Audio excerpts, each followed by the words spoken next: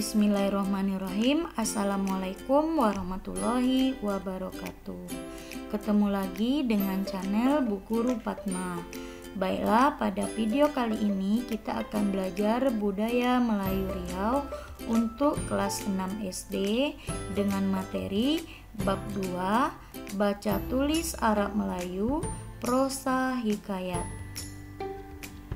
Adapun tujuan pembelajaran pada video kali ini yaitu yang pertama, siswa dapat mengetahui prosa hikayat dan bentuk-bentuk hikayat. Tujuan yang kedua, siswa dapat menjelaskan ciri-ciri hikayat. Tujuan yang ketiga, siswa dapat memahami hikayat. Tujuan yang keempat, siswa dapat membaca prosa hikayat bertuliskan aksara Arab Melayu. Tujuan yang kelima, siswa dapat menyalin prosa hikayat dari tulisan Latin ke tulisan Arab Melayu. Nah, sekarang bacalah pantun berikut dengan cara berbalas-balasan dengan temanmu atau kakakmu atau orang tuamu di rumah. Patah lancang kita sadaikan, supaya sampan tidak melintang. Petuah orang kita sampaikan, supaya badan tidak terbuang. Patah lancang kita panggarkan, dalam belanga ikan belida. Petuah orang yang kita dengarkan, dalam hikayat penuh makna. Dari pantun di samping, maka tulisan Arab Melayunya bisa kita lihat di sebelahnya. Baiklah, sekarang masuk kita pengertian hikayat. Hikayat adalah karya sastra Melayu klasik atau sastra lama berbentuk prosa. Hikayat mengandung kisah, cerita, atau dongeng tentang tokoh, agama, sejarah, riwayat hidup, atau hewan yang bersifat manusia. Pengisahan hikayat dimaksudkan sebagai hiburan, pembangkit semangat juang, dan penguatan nilai-nilai yang berlaku di tengah masyarakat. Tokoh-tokoh utama dalam hikayat sebagian rekaan, misalnya dalam hikayat Sri Rama, hikayat Indraputra, dan hikayat Sang Boma. Sebagian lagi juga tokoh sejarah seperti dalam hikayat Abdullah dan hikayat Hang Tuah. Hikayat mulai berkembang pada masa Melayu klasik, sehingga banyak menggunakan bahasa Melayu klasik. Bahasa ini berbeda dengan bahasa Melayu yang berkembang saat ini. Ciri-ciri bahasa Melayu klasik sebagai berikut. Yang pertama, banyak menyerap kosakata Arab. Yang kedua, menggunakan aksara Arab. Yang ketiga, kalimatnya yang panjang-panjang, berulang, berbelit-belit. Ciri yang keempat, banyak menggunakan kalimat pasif. Ciri berikutnya, menggunakan bahasa istana. Ciri berikutnya, kosakata klasik. Ratna Mutu Manikam Sahaya Mashur Bersedih. Selanjutnya, banyak menggunakan pangkal kalimat seperti sebermula, al-kisah, hatta, adapun. Dan banyak menggunakan kalimat sungsang. Serta banyak menggunakan partikel pun dan lah. Hikayat Melayu yang ditemukan di Riau adalah hikayat Hang Tuah dan hikayat Siak. Hikayat Hang Tuah berkisah tentang kepahlawanan Hang Tuah di Kerajaan Malaka abad ke-15.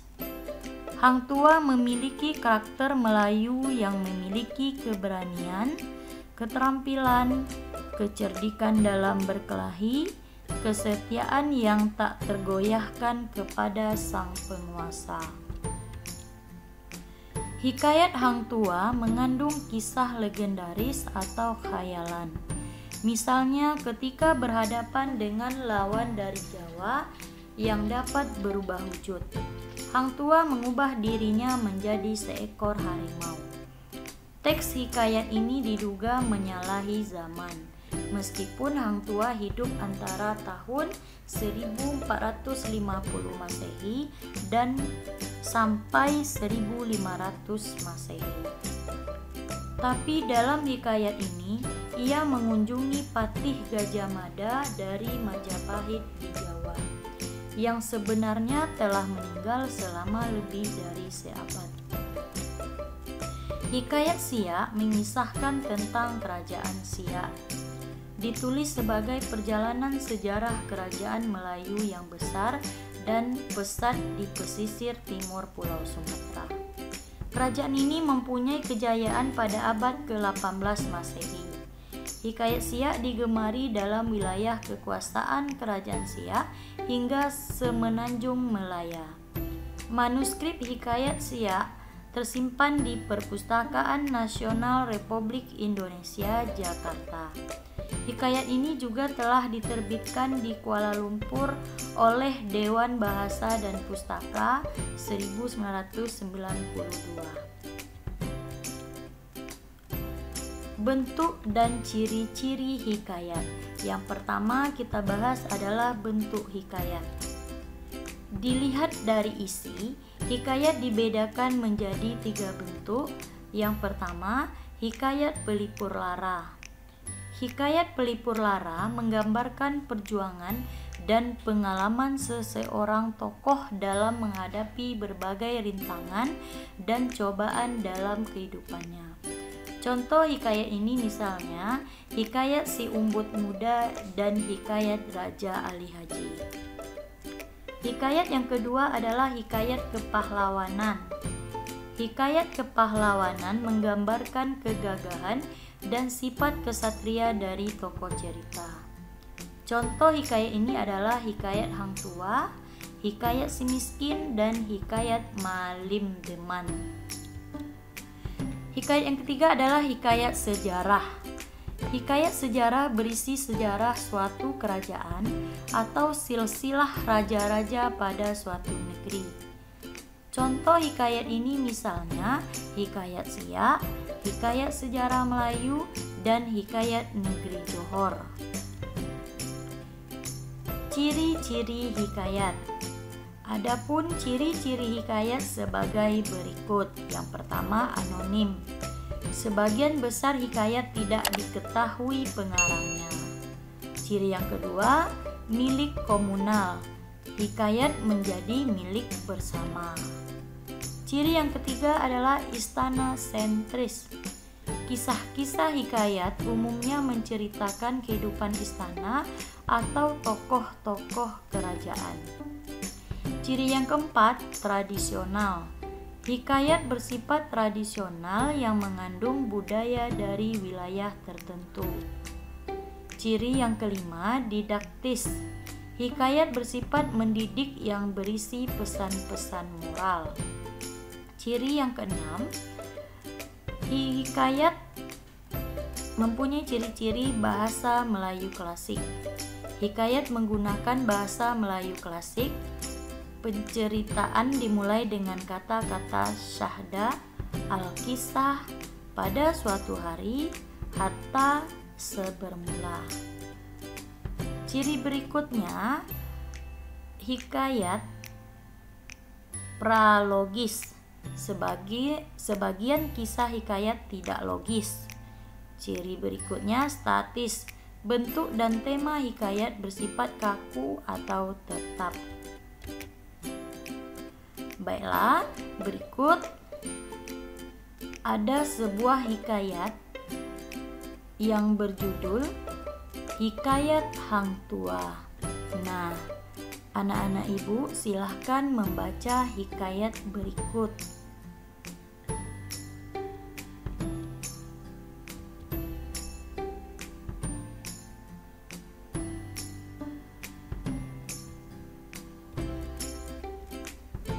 sekarang masuk kita kegiatan membaca hikayat Arab Melayu.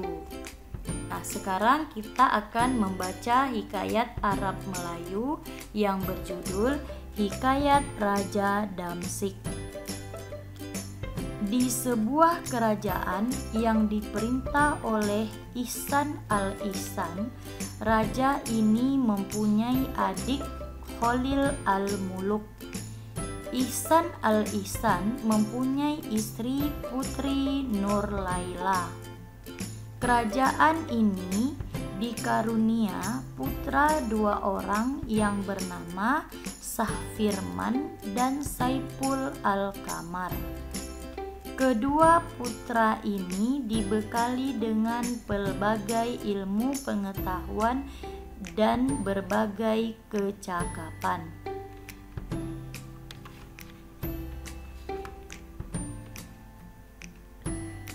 Pada suatu hari, kedua putra mengadakan pacu kuda di padang Langkapur. Terjadi keajaiban, kedua putra hilang dan terpisah. Alkisah Saipul Kamar berjumpa sebuah istana yang dihuni oleh Putri Ratna Kemala, anak seorang raksasa yang jahat. Saipul Kamar diselamatkan oleh Putri Ratna Kemala, dimasukkan ke cambol dan disembunyikan dalam peti. Kudanya diubah menjadi sekuntum cempaka. Putri Ratna Kemala memberikan cambol sakti. Akan halnya Sahpirman, berjumpa pula istana seorang putri yang diasuh oleh seekor burung Garuda yang jahat. Ayah dan ibu putri tersebut dibunuh oleh burung tersebut. Rakyat sebagian dibunuh dan sebagian lari. Sahpirman membunuh Garuda dan mengawini Putri Indra Kemala. Sahpirman tertidur lalu panahnya diambil hantu. Sahpirman tak sadarkan diri. Saipul Kamar berjumpa hantu itu dan mengambil panah. Saipul Kamar mencari Sahpirman. Setelah berjumpa diletakkan panah tersebut. Sahpirman pun sadar. Negeri itu pun makmur. Setelah setahun, Sahpirman dan Saipul Kamar hendak pulang mencari orang tuanya. Di tengah perjalanan berjumpa istana yang di dalamnya tersimpan lukisan wanita cantik. Saipul Kamar tergila-gila dengan lukisan tersebut yang sebenarnya lukisan dari Putri Indra Seloka, anak Raja Jin. Sahpirman pergi meninggalkan Saipul Kamar. Di tengah perjalanan, Sahpirman berjumpa nenek Kebayan dan membantu mempertemukan dengan Putri Seloka. Sahpirman menyamar dengan nama Maharani Dewi untuk menjumpai Putri Seloka. Putri Seloka sudah dipinang banyak anak raja. Putri mau dijadikan istri dengan syarat mengetahui rahasia asalnya usulnya. Selama dalam penyamaran itu, sang putri menceritakan rahasia asalnya. Sahpirman membangun istana yang di dalamnya dipersiapkan papan emas yang telah ditulis asal muasal putri. Istana tersebut diperuntukkan Saipul Kamar. Putri dirayu untuk dibawa ke istana tersebut. Shah Firman meminang Putri Seloka untuk Saipul Kamar dan kawin. Setelah setahun lamanya, kedua adik-beradik ini meneruskan perjalanan pulang mencari orang tuanya dengan membawa Putri Seloka. Di tengah perjalanan, rombongan ini diserang oleh tentara Hindustan, Yaman, Syam, dan Mesir. Saipul Kamar dengan cambol pemberian putri raksasa membuat istana untuk mengamankan Putri Seloka. Shah Firman dan Saipul Kamar menang. Putri Indra Gemala, istri Shah Firman, menyusul Shah Firman dan Saipul Kamar. Saipul Kamar dan rombongan berjumpa orang tuanya. Saipul Kamar mengganti Raja Damsyik. Kerajaan itu pun hidup makmur. Dari hikayat yang sudah kita baca tadi, anak-anak ibu bisa menyalin hikayat tersebut ke dalam bahasa Indonesia dan juga bisa menyalin hikayat tersebut ke dalam aksara Arab Melayu. Dan anak-anak ibu juga bisa mencari kesimpulan hikayat yang telah kamu baca dan tulis dalam aksara Arab Melayu. Demikianlah video pembelajaran kita kali ini. Semoga bermanfaat. Terima kasih dan tetap semangat. Salam sehat. Wabillahi taufiq wal hidayah. Assalamualaikum warahmatullahi wabarakatuh.